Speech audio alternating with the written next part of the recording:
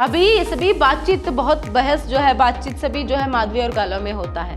माधवी पत्थर पर ही बैठी रहती है। अभी कैसा माहौल है पर मंच पर कि सभी मिठाई जो है बांट रहे। क्यों? क्योंकि जो राजा हर्ष जो है उसे अभी बेटा जो है पैदा हुआ है। अभी गालव वैसे ही उत्सुकता से जो है वो अभी माधवी के दुख को नहीं देख पा रहा है। वो उत्सुकता से अपनी ही जो उत्सुकता है उसमें वो बोले जा रहा है।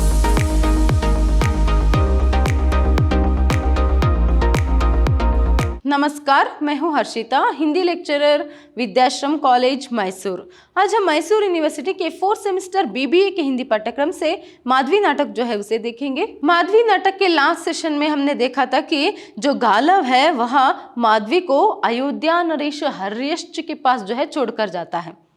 क्या है, 200 घोड़ों की यहाँ पर बात करके वह क्या करता है, यहाँ पर माधवी को हर्यश्च के पास जो है छोड़कर जाता है।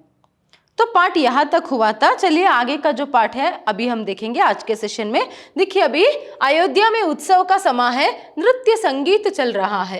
राजा को पुत्र लाभ होने पर राज्य के कर्मचारी जनसाधारण में मिठाई बांट रहे हैं। थोड़ी देर बाद वे वहां से हट जाते हैं। देखिए अभी कैसा माहौल है पर मंच पर कि सभी मिठाई जो है बांट रहे। क्यों? क्योंकि जो राजा हर्ष जो है उसे अभी बेटा जो है पैदा हुआ है। मतलब माधवी से राजा हर्ष को पुत्र लाभ जो है हुआ है। तो इस खुशी में क्या है, पर सभी कर्मचारी जो है मिठाइयाँ जो है वह जनता में बांट रहे। तभी पर्दा उठने पर माधवी अयोध्या प्रसाद के बड़े द्वार से धीरे धीरे बाहर आ रही है। देखिए, अयोध्या प्रसाद के बड़े द्वार से माधवी जो है धीरे धीरे बाहर आती है। सुंदर रानियों की वेशभूषा में है। माधवी ने गोद में अपने नवजात शिशु को उठा रखा है। माधवी सचमुच महारानियों की सी सजधज में है। देखिए अभी जो माधवी आ रही है सामने, तो क्या है, वो एक महारानी जैसी सज धज कर जो है वहां आ रही है। और उसके साथ साथ उसने अपने पुत्र को जो है पर क्या है, वह नवजात शिशु को जो है उठाकर आ रही है। तो ऐसे में देखिए माधवी बच्चे की ओर देखकर सो रहा है। इसके सोए सोए ही मैं चली जाऊं। एक हाथ से बच्चे का माथा सहलाती है, बच्चे को एक बार चूमती और फिर उसे दाई की बाहों में दे देती है। देखिए जो माधवी सामने आती रहती है ना, उसके पीछे दाई और कुछ सेविकाएं भी जो है वह भी आते रहते हैं। तो ऐसे में माधवी अपने गोद में जो है बच्चे को लिए खड़ी है। तो ऐसे में वो पहले एक बार बच्चे की शक्ल को देखती है और देखकर जो है वो सोचती है कि अभी बच्चा जो है वह सो रहा है। तो ऐसे में वह उसकी माता जो है वह सहलाती है। फिर क्या है, वो ये कहती है कि क्या है, अभी इसके सोए सोए ही मैं चली जाऊंगी करके वो दाई के हाथ में जो है बच्चा यहाँ पर देती है। तभी देखिए नेक्स्ट, दाई बिल्कुल आप पर गया है महारानी, आप ही जैसा गोरा रंग है। देखिए ऊंचा ललाट, कितनी प्यारी सी तीखी नाक। देखिए अभी क्या है, जैसे ही वो बच्चा जो है माधवी दाई के हाथ में देती है तो दाई जो है उसे अपने गोद में लेते हुए उसे देखकर ये बात कहती है कि क्या है, वो आप ही की तरह सुंदर है। बेटा जो है आप पर ही गया है। देखिए उसका ललाट जो है ऊंचा है और तीखी नाक है, कितना सुंदर चेहरा है, इस तरह से भी कहती है। तभी माधवी, क्या नाम रखा है महाराज ने इसका? देखिए माधवी यहाँ पर पूछ रही है कि क्या है, उसके बेटे का नाम महाराज ने क्या रखा है। तभी दाई, आप नहीं जानती महारानी, इसका नाम वसुमना रखा है। बच्चे को दाई की गोद में से ले लेती है। अभी भी लौट चलिए महारानी, आप तो युवराज की माँ हैं, आप अयोध्या की पटरानी बनेंगी, आप जाती ही क्यों हो? देखिए अभी यहाँ पर उसके प्रश्न के उत्तर देते हुए दाई कहते कि इसका नाम वसुमना रखा है महाराज ने। देखिए, क्या आप नहीं जानती महारानी, इसका नाम महाराजा ने क्या रखा है? पर हर्ष ने वसुमना करके। और ऐसे कहते ही क्या है, यहाँ पर वो फिर से दाई के हाथ से अपने बेटे को जो है वसुमना को जो है वह ले लेती है। फिर उसे देखने लगती है। तभी दाई कहती है कि क्या है, आप क्यों जा रही हो, अब वापस लौट चलिए ना, और आप तो युवराजा की माँ हो। क्या आपका जो पुत्र है वह आगे चलकर राजा बनने वाला है, तो ऐसे में आप पटरानी बन सकती हो, चलिए अंदर चलिए, आप क्यों जा रही हो? इस तरह उसे रोकने की कोशिश जो है वह करती है दाई। तो ऐसे में माधवी, माँ नहीं, केवल जन्म देने वाली, मैंने केवल इसे जन्म दिया है। बच्चे को दाई की बाहों में लौटा देती है। बच्चे को सौंप देने के बाद माधवी अपने सिर से मुकुट उतारकर बांदी के हाथ में दे देती है। फिर कंठहार तथा एक एक करके सभी आभूषण उतारकर बांदी को दे देती है। यहाँ तक कि बढ़िया ओढ़नी भी उतार कर दे देती है। ये सब महाराज को लौटा दो, रानियों के वस्त्र आभूषण मेरे नहीं है। अब तुम जाओ, बच्चे को महाराजा की गोद में दे दो। माधवी देर तक आंखों से ओझल होते बच्चे को देखती रहती है। माधवी, मुझे क्या हो गया है? गालव गालव क्यों नहीं आया? देखिए यहाँ पर अभी दाई जब बोलती है कि आप अंदर चले जाइए, मतलब माधवी वहां से जाने के लिए, निकलने के लिए जो है पर बाहर आती रहती है। देखिए यहाँ पर क्या बात हुई थी, माधवी से हरेश को एक पुत्र लाभ होगा, तो उसके पुत्र लाभ होने पर क्या है, माधवी को यहाँ पर गालव को वापस लौटाना, उसके साथ साथ 200 घोड़े भी जो है हरेश को देना है करके, तो ये बात हुई थी। तो ऐसे में अभी माधवी बच्चा भी यहाँ पर पैदा हो गया, तो उसे छोड़कर जो है जा रही है बाहर। तो ऐसे में वो गालव के इंतजार में है। तो ऐसे में जाते समय ही दाई से जो है पर वह कहती है कि क्या है, अभी मुझे जाना है। वो कहती है ना, रुक जाइए महारानी करके, तो वो कहती है कि नहीं, मुझे अभी जाना है। और दाई कहती है ना, ये आपका पुत्र है करके। तो ऐसे में वो कहते हैं कि क्या है, मैं सिर्फ माँ नहीं हूँ, मैं सिर्फ पैदा करने वाली हूँ, उतना ही, मैं उसे जन्म देने वाली हूँ, मैं इसकी माँ नहीं बल्कि सिर्फ इसको जन्म देने वाली हूँ। तो ऐसे में इसे ले जाकर, मतलब फिर से वो ऐसे कहते हुए बच्चे को जो है वह दाई के हाथ में देती है। फिर क्या है, दाई से वह कहती है कि ले जाकर इसे क्या है, महाराजा के पास दे दो, महाराजा के पास उसके गोद में जो है दे दो करके। फिर ऐसे करके वो एक एक आभूषण जो है उतार कर देती, पहले जो मुकुट रहता है उसके सिर पर उसे, फिर उसके बाद क्या है माला, और जो भी आभूषण, जो महारानियों के वस्त्र जो उसने पहने होते हैं ना, वो सभी वहाँ निकाल कर दे देती है। तो ऐसे में क्या है, वहां देखकर जो है वहां आगे बढ़ जाती है। तुम इससे जाओ, बच्चे को ले जाओ कहते हैं ना, तो वो भी जाते रहते हैं। तो यहाँ पर दाई और कुछ बांदिया जो है बच्चे को लेकर, और जो भी आभूषण उसने उतार कर देते वो लेकर यहाँ पर क्या है, महल के अंदर जा रहे, और माधवी महल के बाहर जा रही है। तो वो माधवी जो है यहाँ पर क्या करती रहती है, देर तक क्या है, अपने बच्चे को ही वहां देखती रहती है, ओझल होते हुए बच्चे को ही वहां देखती रहती है। फिर बाहर आती है, महल के बाहर आती है, और आकर वहां पर क्या है, इधर उधर देखते हुए, अभी तक गालव क्यों नहीं आया, मुझे कैसा यहाँ पर क्या हो रहा है, इस तरह से भी वह सोचती है। तभी देखिए एक पत्थर पर बैठ जाती है और दोनों हाथों से मुंह ढांप लेती है। गालव का प्रवेश बाई ओर से। गालव पहले जैसा ही है, उलझे बाल, दृढ़ प्रतिज्ञा चेहरा, व्यवहार कुशल भाव भंगिमा। तुम आ गए गालव, वसुमाना को मैंने लौटा दिया है। देखिए जैसे ही माधवी बाहर आती है तो इधर उधर देखती है, गालव नहीं आया। फिर वहां एक पत्थर पर जो है बैठ जाती है। फिर एक तरफ से गालव का प्रवेश होता है मंच पर, तो गालव पहले जैसा था वैसा ही है। देखिए वहां क्या है, एक व्यवहार कुशल भाव भंगिमा उसकी है, उलझे हुए बाल और दृढ़ प्रतिज्ञ चेहरा उसका है। तो ऐसे में वो आते ही पर देखिए माधवी क्या कहती है, तुम आ गए गालव, अभी अभी वसुमना चला गया करके वहां कहती है। तभी देखिए गालव, वसुमना? कौन वसुमना? माधवी, वसुमना मेरा पुत्र। गालव मुस्कुराकर, ओ तुम्हारा नहीं माधवी, महाराजा हर्षचित्त का पुत्र, अयोध्या का युवराज। देखिए जैसे ही यहाँ पर गालव पूछता है कि वसुमना कौन, वसुमना करके, तभी वो कहते हैं कि मेरा पुत्र। माधवी क्या कह रही है पर, मेरा पुत्र है वसुमना, जिसे क्या है पर कुछ समय पहले उसने जन्म दिया था, तो मेरा पुत्र है करके। तभी देखिए पर गालव कह रहा मुस्कुरा कर, वो तुम्हारा नहीं माधवी, हर्षचित्त का पुत्र है, जो महाराजा है ना अयोध्या के, उसके महाराजा जो है हर्षचित्त का पुत्र है, और वो बाद में अयोध्या का युवराजा है। तो इस तरह पर वह कहता। तभी गालव, तुम्हें भावुकता से बचना चाहिए माधवी। देखिए कहते हुए वो कहता है कि क्या है, तुम्हें भावुकता से बचना चाहिए। मतलब वो माधवी यहाँ पर कहती है वो मेरा पुत्र है, मेरे कोख से उसने जन्म लिया है। तो इस तरह से भी कहने पर वो भावुक होते देख जो है गालव ये बात कहता है। तभी माधवी, तुम्हें घोड़े मिल गए? गालव, हाँ माधवी मुझे घोड़े मिल गए, 200 घोड़े। माधवी, घोड़े? ओ हाँ गालव, तो घोड़े मिल गए। देखिए पहले पर माधवी पत्थर पर बैठी हुई है, जब वो वसुमना की बात करती है उसे बहुत दुख होता रहता, अपने क्या है पर बच्चे से बिछुड़ने की दुख। तो ऐसे में यहाँ पर जब वो वसुमना की बात करती है तो गालव कहता है कि तुम उसे भूल जाओ, क्योंकि वो तुम्हारा बेटा नहीं, अयोध्या नरेश हर्षचित्त का बेटा है। तो ऐसे में क्या है, अभी तुम भावुक तुम्हें नहीं होना है करके। तो ऐसे में वो ठीक है करके दूसरा जो प्रश्न है, घोड़े मिल गए क्या करके पूछती है। तभी वो कहता है हाँ घोड़े मिल गए, 200 घोड़े मिले, कितने सुंदर घोड़े थे, ऐसे उत्सुकता से वो बोलता है। फिर बाद में माधवी देखिए उसके बोलने पर भी वो फिर से पूछ रही कि हाँ घोड़े, वो गालव तुम्हें घोड़े मिल गए क्या करके, मतलब दोबारा वही प्रश्न पूछ रही है, क्योंकि उसका मन वहां पर नहीं है।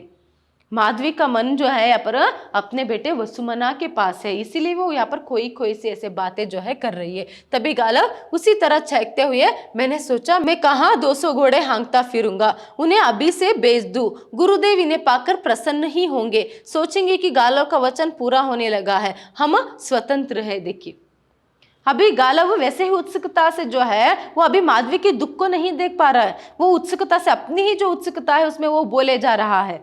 क्या है, हाँ वो 200 घोड़े कितने सुंदर थे पता है, और मैंने सोचा कि उन 200 घोड़ों को मैं कहाँ से यहाँ पर हाँकते फिरूंगा, तो इसीलिए क्या है मैंने तभी यहाँ पर गुरुदेव के पास भेज दिया।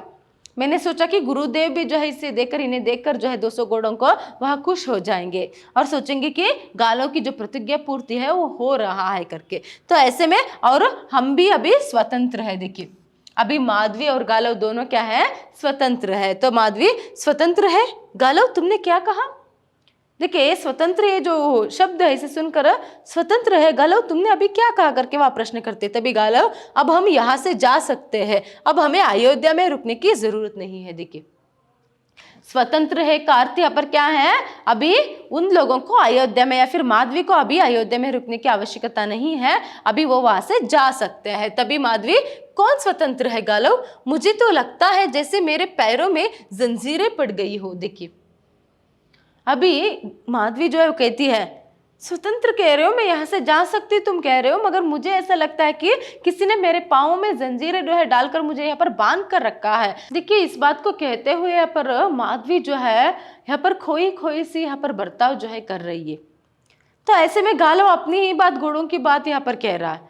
तो ऐसे में वो यहाँ पर माधवी से कहता है कि क्यों तुम ऐसे खोई खोई सी बर्ताव कर रही हो, तुम्हारा मन कहाँ है, इस तरह प्रश्न पूछता है। तभी यहाँ पर माधवी उदास सी मुस्कान के साथ, ठीक कहते हो गालव, मैंने उसे सोए सोए दूध पिलाया था, वहां अभी भूखा है। गालव कौन भूखा है, बच्चे को भूल जाओ माधवी, वहां अब तुम्हारा कुछ नहीं लगता, अब उसके साथ तुम्हारा कोई संबंध नहीं रह गया है। देखिए अभी माधवी जब कहती है कि हाँ तुम सच बोल रहे हो, क्योंकि मेरा मन पूरा मेरे बेटे वसुमना के पास है, अभी मैंने उसके जो है उसके जन्म होने पर उसके सोए सोए उसे दूध जो है मैंने पिलाया था, तो ऐसे में क्या है शायद अभी वहां भूखा होगा।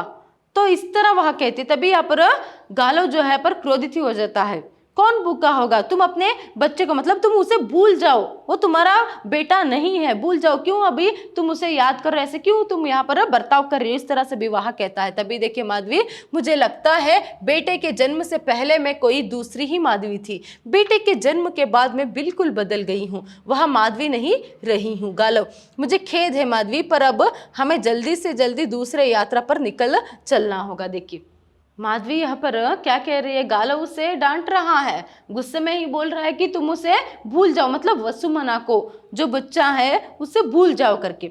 मगर माधवी कहती है कि मैं उसे नहीं भूल पा रही हूँ, तुम जैसे कहती हो मैं वैसा नहीं कर पा रही हूँ, क्योंकि क्या है अभी मैं पहले जैसी माधवी नहीं रही हूँ, शायद मुझे ऐसा लगता है, क्योंकि मुझे लग रहा है कि अभी क्या है वह पैदा होने से पहले मैं कुछ थी और अभी मैं कुछ और हूँ। मतलब देखिए यहाँ पर माधवी को बहुत ही दुख जो है पर हो रहा है, पहले वो सिर्फ एक युवती थी मगर अभी वह एक माँ बन गई है।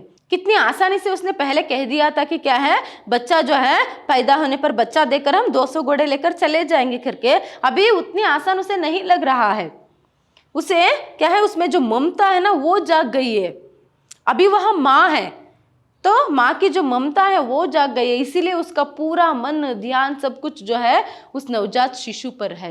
तो ऐसे में दुख तो होगा ही, तो इसीलिए वो खोई खोई सी यहाँ पर रह रही है, इसीलिए वो ये बात कह रही है कि क्या है अभी मैं पहले जैसी नहीं रही हूँ, मैं अभी बदल गई हूँ, मैं वहाँ माधवी नहीं हूँ करके यहाँ पर वह कह रही। तभी गालव मुझे खेद है, मतलब वो कहता है कि हाँ मुझे दुख है, पता है कि क्या है अब हमें क्या है जल्दी यहाँ से निकलना है, तुम क्या दुख भोग रहे हो मुझे पता है, अभी एक नवजात शिशु को जन्म देकर क्या है बच्चे को छोड़कर जाना मतलब दुख तो होता ही है, मगर हम क्या कर सकते हैं, अभी क्या है आगे का सफर बहुत है, तो ऐसे में तुम्हें जल्दी से जल्दी जो है यात्रा जो है यहाँ पर करना है, इस तरह वह कहता। तभी माधवी अब कहाँ जाना होगा, देखिए माधवी क्या कहती है पर अब कहाँ जाना होगा करके, तभी गालो मैंने पता लगा लिया है माधवी, यहाँ से अब हम सीधा काशी जाएंगे, काशी नरेश दिवोदास के पास भी अश्वमेधी घोड़े हैं। माधवी जैसे ही पूछते कि अब हमें कहाँ जाना है करके, तभी गालव यहाँ पर क्या कहता है, हमें यहाँ पर काशी नरेश के पास जाना है, मतलब काशी जाना है,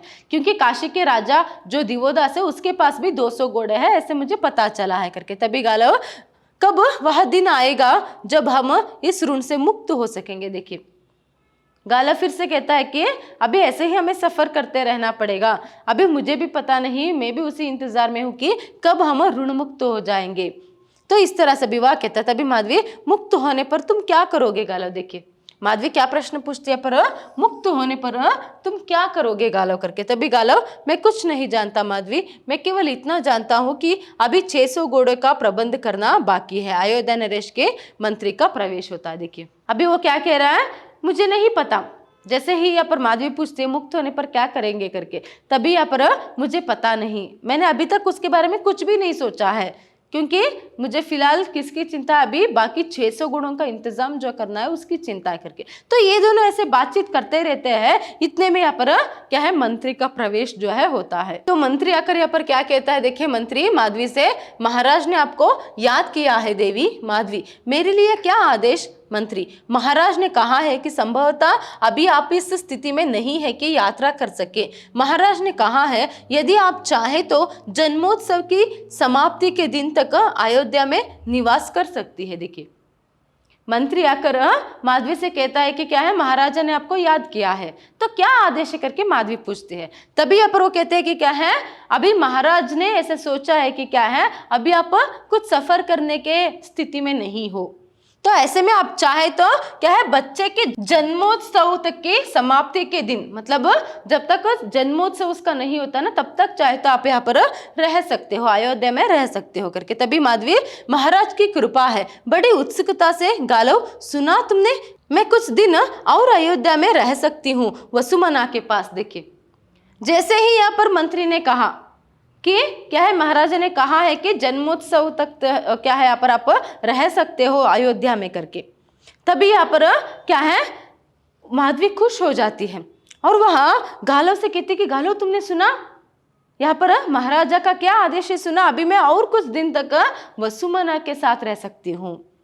देखिए अभी वो कुछ दिन और पुत्र के साथ रह सकते हैं, इसकी खुशी जो है उसे होती है। तभी मंत्री अनुबंध के अनुसार पुत्र लाभ होने पर महाराजा ने अपना वचन पूरा कर दिया है, घोड़े जुटा दिए हैं और देवी राजप्रसाद में न रहकर प्रसाद के बाहर अतिथि मंडप में रहेगी। देखिए जैसे ही माधवी कहती है कि वो वसुमना के साथ रह सकती है करके, तभी मंत्री ये बात कहता है कि क्या है, अनुबंध के अनुसार, मतलब मानो कि इस तरह कॉन्ट्रैक्ट हुआ था कि क्या है, बच्चा जो है इसे जन्म देना है तो पुत्र लाभ होने के बाद वो 200 घोड़े दे देंगे। वैसे क्या है, महाराज ने 200 घोड़े का जो प्रबंध है वो कर दिया है, मगर ऐसे में माधवी अभी मुक्त है, तो ऐसे में वो क्या है, महल में नहीं रह सकती, उसे अभी कहाँ रहना है, बाहर अतिथि मंडप में जो है यहाँ पर रहना है, मानो एक गेस्ट हाउस की तरह, तो वहां पर जो है रहना है। तो ऐसे में माधवी अवसादपूर्ण मुस्कान के साथ, बेटा अंतपुर में रहेगा, माँ बाहर अतिथि गृह में, इस भांति माँ स्वास्थ्य लाभ करेगी।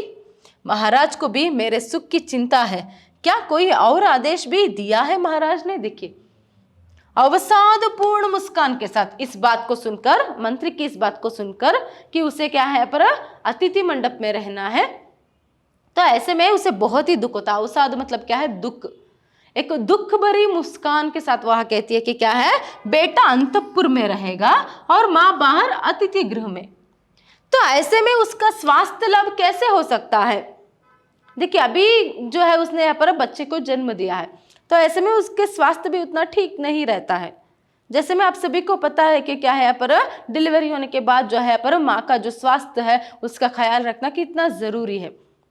तो ऐसे में यहाँ पर अभी जो है वो कह रही है कि बेटा अंतपुर में महल में रहेगा और माँ बाहर रहेगी अतिथि गृह में, तो ऐसे में माँ और बेटे दूर दूर ही रहते हैं, तो ऐसे में अपने बेटे से दूर होकर कोई भी माँ स्वास्थ्य जो है उसका कैसे अच्छा हो सकता है, वो कैसे आराम यहाँ पर कर सकती है। बहुत ही अच्छा सोचा है महाराज ने, ऐसे व्यंग्य कर रही है वो। और उसके साथ साथ और कुछ भी आदेश है क्या महाराजा का, इस तरह वह पूछते। तभी देखिए मंत्री, महाराज देवी से प्रसन्न है, वे देवी के सुख की कामना करते हैं। उनका कहना है कि मुनि कुमार के प्रति अपना वचन निभा देने के बाद भी वे माधवी देवी को अपनी पटरानी बनाने के लिए तैयार है। देखिए माधवी ने पूछा ना और कुछ आदेश है क्या करके, तब जाकर यहाँ पर मंत्री कहता है कि जो राजा हर्षित है वो माधवी से बहुत ही प्रसन्न है, खुश है। तो ऐसे में अभी क्या है, गालव के जो वचन जो है पूरा होने के बाद, उसको यहाँ पर गुरु दक्षिणा जो है जुटाने के बाद जब माधवी मुक्त हो जाएगी, तब माधवी चाहे तो क्या है यहाँ पर फिर से वो हर्षित के पास जा सकती है। तब वह माधवी को पटरानी जो है यहाँ पर बना कर रखेंगे, इस तरह यहाँ पर वह कहता है। तभी यहाँ पर माधवी यही उचित था, महाराज को मेरा प्रणाम कहे, मतलब क्या है ये भी अच्छा है करके ऐसे कहते हुए क्या है, महाराज को मेरा प्रणाम कहिए करके वह कहती है। तभी मंत्री, देवी क्या महाराज से विदा नहीं लेंगी? माधवी, तनिक रुक कर, मुझे जिससे विदा लेनी थी ले ली है मंत्री, जो आज्ञा। देखिए यहाँ पर तो इस बात को सुनकर वो कहते हैं कि अभी मुझे यहाँ से जाना है करके। तभी वो मंत्री जो है कहता है कि आप महाराज से विदा नहीं लेंगी, मतलब महाराज से मिलकर क्या है उनसे विदा नहीं लेंगी क्या करके, महाराज से मिलकर नहीं जाएंगी क्या करके। तभी यहाँ पर माधवी क्या कहती है, रुक कर, जो जाती रहती है वो रुक कर क्या है, मुझे जिससे विदा लेना था मैंने ले लिया, मतलब वसुमना से। इसीलिए प्रारंभ में ही, इस सीन के प्रारंभ में ही वो बच्चे को उठाकर आती है, तो इसका अर्थ क्या है, बच्चे से जो है मैंने विदा ले ली करके। तो ऐसे में मंत्री जो आज्ञा करके कहता है। तभी माधवी, गालव को एकटक देखते रहने के बाद तुम सदा दायित्व की बात करते रहते हो गालव, तो यही कहना चाहते हो कि मैं कर्तव्य पारण नहीं हूं? देखिए यहाँ पर क्या होता है, अभी मंत्री चला जाता है, तो ऐसे में उसके जाने के बाद, जो आज्ञा करके मंत्री चला जाता है ना, तो उसके जाने के बाद भी वो बहुत ही दुखी है। माधवी यहाँ पर गालव से क्या कहती हैं, तुम हमेशा जो है यहाँ पर कर्तव्य के बारे में जो बात करते थे, अभी भी तुम यही बात मुझे कहना चाहती हो ना कि मैं कर्तव्य पारायण नहीं हूं करके। तभी देखिए गालव चुप रहता है। एक कर्तव्य मेरे पिता का, एक कर्तव्य मुनि कुमार गालव का, दोनों के कर्तव्य मेरे माध्यम से पूरे हो रहे हैं, फिर भी मैं दुर्बल हूं, क्योंकि गालव ये सभी, इससे पहले ये सभी बात जो है उसे सुनाता है, तुम क्या है बहुत ही दुर्बल हो, अभी तुम बच्चे के बारे में सोच रहे हो, तुम भावुक हो रहे हो, तुम्हें अपने कर्तव्य की जिम्मेदारी की ख्याल नहीं है, इस तरह से भी वो बातें सुनाता ना। इसीलिए वो ये बात जो है अभी माधवी कहती है क्या है, जब वो माधवी कहती कि तुम मुझे ये कहना चाहते हो कि मैं कर्तव्य पारण नहीं हूँ, गालव चुप ही रहता है। फिर से वो आगे कहती जाती है कि क्या है, एक कर्तव्य पिता का है और एक कर्तव्य मुनि कुमार गालव का, मतलब एक कर्तव्य यहाँ पर क्या है, पिता का क्या है यहाँ पर, वो दानवीर है, तो दान देना उसका कर्तव्य उसने समझा, और जो मुनि कुमार है मतलब जो गालव है, तो उसका कर्तव्य क्या है, गुरु दक्षिणा जुटाना। मगर दोनों के लिए, दोनों के कर्तव्य पूरा होने के लिए मैं ही एक माध्यम हूँ। इसका मतलब क्या है, पर दोनों ने यहाँ पर माधवी का उपयोग जो है किया है। ऐसे में फिर मुझे से यहाँ पर कहा जा रहा है कि क्या है, मैं कर्तव्य पारायण नहीं हूँ, फिर और मैं दुर्बल हूँ।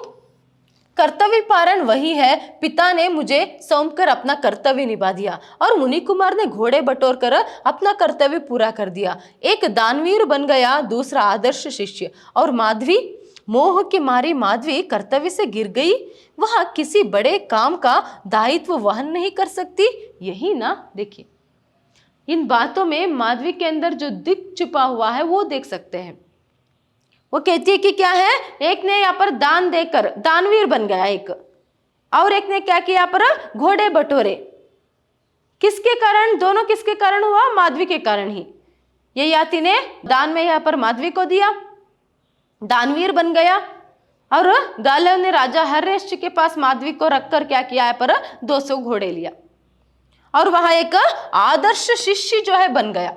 और ऐसे में क्या है, मैं जो हूं यहाँ पर मोह के मारे अभी कर्तव्य से गिर गई, क्या मैं कर्तव्य पारायण नहीं हूं क्या, इस तरह यही तुम ये कहना चाहते हो क्या करके यहाँ पर प्रश्न जो है माधवी करती है। तभी देखिए नेक्स्ट, गालव चुप रहता है, मुस्कुराती है, यदि यह दुर्बल नारी बीच में से निकल जाए गालव तो क्या होगा। देखिए वो इस समय जो है वह दुर्बल है, क्योंकि उसके अंदर की जो ममता है वह जाग गई है। तो ऐसे में किसी भी माँ को जो है नवजात शिशु को छोड़कर जाना कोई आसान बात नहीं है, उसमें बहुत ही दुख होगा।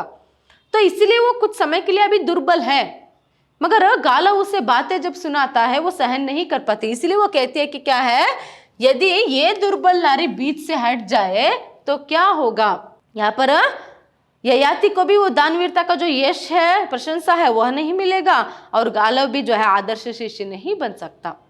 तो दोनों का कर्तव्य जो है पर निभाना है, तो माधवी ही एक माध्यम है और उसे ही अभी बातें जो है सुनाया जा रहा है, इसलिए वो दुख से बात जो है कहते हैं। फिर देखिए, नहीं गालव, ऐसा होगा भी नहीं, तुम्हारा संकल्प भी पूरा हो गया, पर मेरे पिता का वचन भी। दुर्बल माधवी दोनों का दायित्व निभाएगी। मुझे तो केवल वसुमना याद हो आया था। इस दुर्बल नारी को यूं भी कोई अस्तित्व नहीं है, ना उस लंपट राजा के लिए, ना अयोध्या नगरी के लिए, ना मेरे पिता के लिए, और शायद तुम्हारे लिए भी नहीं गालव। आज सचमुच मुझे स्वतंत्रता मिली है, मैं मुक्त हुई हूं माधवी, ना घर की ना घाट की। देखिए, जो उसने यहाँ पर कहा था कि क्या है, अभी मैं बीच से हट जाऊंगी तो क्या होगा, तभी वो फिर से कहती है कि नहीं, ऐसा नहीं हो सकता।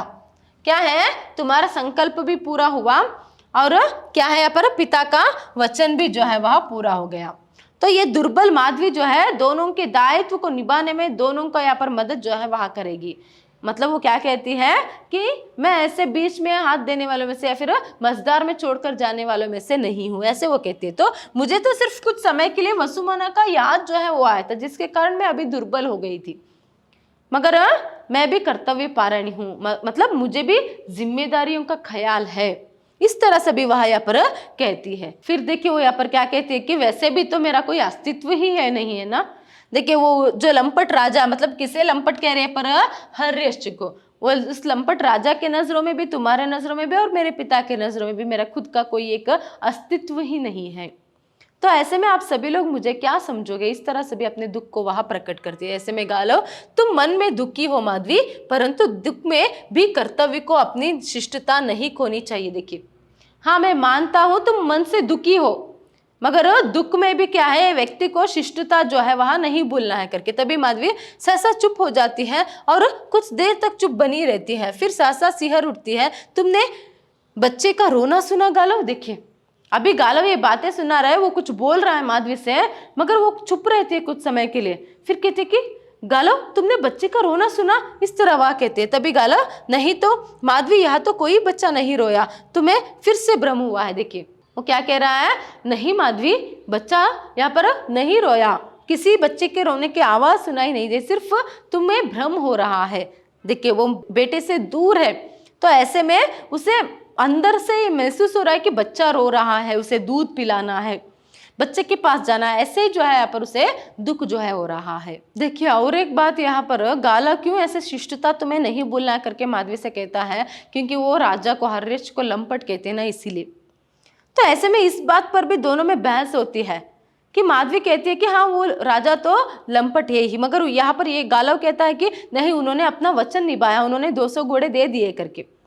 तो ऐसे में क्या है, शिष्टता से ही तुम्हें उनके बारे में बोलना है, एक वचन में सभी नहीं बोलना है करके। तभी यहाँ पर माधवी कहती है कि तुम्हें क्या पता हर्यश्व के बारे में, मैं अब तक उसके साथ रहकर आई हूँ, मुझे पता है कि क्या है, पर अंतपुर में वो रानियों के साथ किस तरह बर्ताव करता है।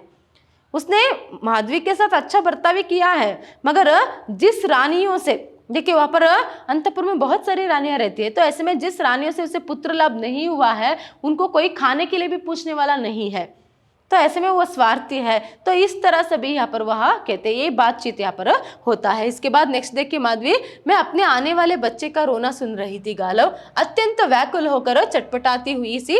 ओ गालव, तुमने मुझे किस जलती आग में झोंक दिया है, मैंने तुम्हारा क्या बिगाड़ा था, मैंने अपने पिता का क्या बिगाड़ा था। रोती है, थोड़ी देर बाद सामान्य होने पर क्षमा करना गालव, मैं सचमुच बड़ी दुर्बल हूँ, मैं स्वयं अपनी दुर्बलता पर लज्जित हूँ। चलो गालव, जहाँ ले चलोगे चलूंगी, तुम ही मेरे भाग्य हो गालव, तुम ही मेरी नियति हो। पत्थर पर उठ खड़ी होती है, गालव की कोहनी पर हाथ रखकर। देखिए, अभी ये सभी बातचीत, बहुत बहस जो है, बातचीत सभी जो है माधवी और गालव में होता है।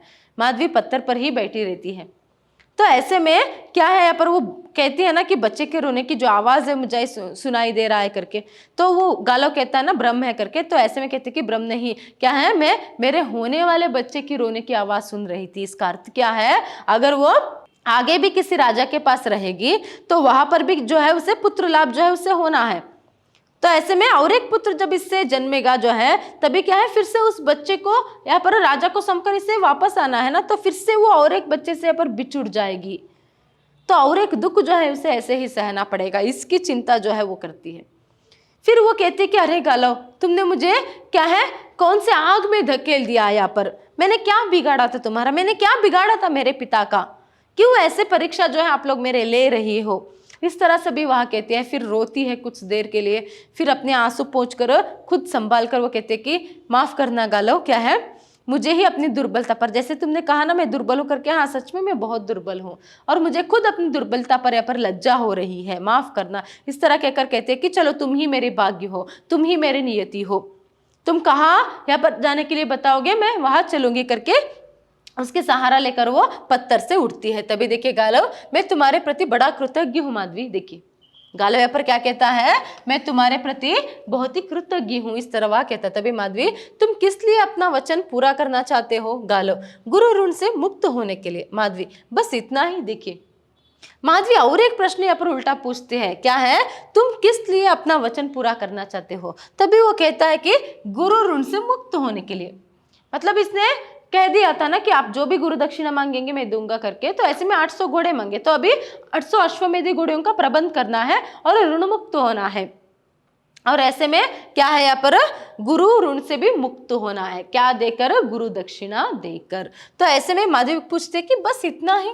गालव, और क्या माधवी, तुम क्या सोच रही हो, तुम्हें सदा विचित्र बातें सूझती रहती। देखिए गालव यहाँ पर कहता है कि हाँ और क्या हो सकता है, तुम हमेशा ना विचित्र विचित्र सी बातें यहाँ पर सोचती रहती हो करके यहाँ पर गालव जो है माधवी से कहता है। तभी देखिए यहाँ पर माधवी मुस्कुरा कर, तुम ऋण मुक्त होने के लिए ये सब प्रयास कर रहे हो ना, और मैं, देखिए यहाँ पर माधवी मुस्कुराकर अभी कहती है कि तुम तो ऋण मुक्त होने के लिए ऐसा भी प्रयास कर रही हो, मगर मैं, प्रश्न वहां पर है, एक व्यंग्य वहां पर है। तो ऐसे में गालव, क्या माधवी, आगरा से मैं तुम्हें प्राप्त कर पाने के लिए, चलो गालव। नेपथ्य में बच्चे के जन्मोत्सव के आह्लादपूर्ण स्वर, संगीत आदि सुनाई देते हैं जब गालव और माधवी बाहर जा रहे होते हैं। देखिए पर, तो ऐसे में यहाँ पर क्या होता है, वो कहते हैं कि आग्रह से, मतलब आग्रह करते हुए कहते कि मैं तुम्हें प्राप्त करने के लिए, क्यों मैं इतना जोखिम यहाँ पर उठा रही हूँ, क्यों मैं इतना कष्ट उठा रही हूँ, तुम्हें प्राप्त करने के लिए।